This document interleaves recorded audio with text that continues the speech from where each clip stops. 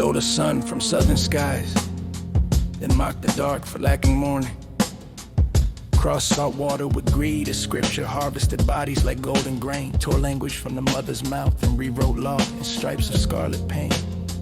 They called it civilization, they called it order. They called themselves superior to justify the noise of chains. And now, draped in silks bought with stolen labor, the master sits on a hollow throne, laughing at an ignorance he engineered.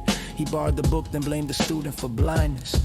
He broke the back, then sneered at the spirit for bending. He built the cage and asked why the song sounded trapped. That is the architecture of arrogance, a palace built to denial and guarded by lies. And when the lie begins to crack, hubris puts on a mask.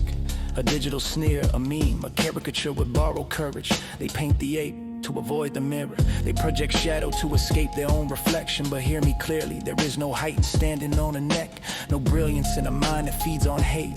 Evil always thinks it's ruling fate, right up until the moment the ship realizes it's sinking. Because arrogance is fragile, it requires constant maintenance, relentless dehumanization of what it cannot conquer. So while evil try to build monuments to its own supremacy, another architecture rose, not of marble, but a bone, not of steel, but a memory, not of dominance, but a will. They burned the books before their hands could touch them, thinking wisdom lived only on paper, but knowledge ran underground in rhythms and coded songs and whispers that crossed cabins at night and survived generations.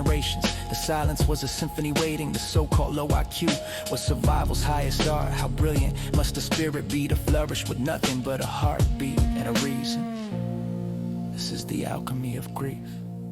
Taking leaden chains and forging golden keys, growing roses from salted rain, from stolen tongues. They birthed thunder, turned English into jazz, into grace, into freedom that swung from denied schools. They mapped the stars for mockery, they made mirrors, because nothing is more regal than the courage to keep a gentle world changing mind. And time renders its verdict, the meme fades, the caricature rots, the distortion dissolves like cheap ink and water. The master's name becomes dust on a highway, the system of scars still healing, but the stolen child finds the ancient skyway and reaches a height the high will never know. Because when literacy was a crime, learning became rebellion. When thought was punishable, thinking became revolution. They taught themselves in pits and woods and darkness thick with danger. Letters carved in dirt, lessons memorized by firelight. Because to read was to hold a map no master could confiscate. And generations later, when the mass changed shape and hatred learned new fonts, they answered again with poetry, with theater, with art that refused to mister. Not asking for dignity, declaring it.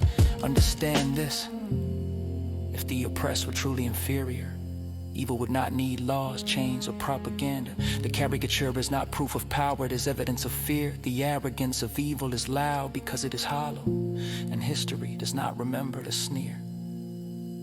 It remembers who built life where death was designed.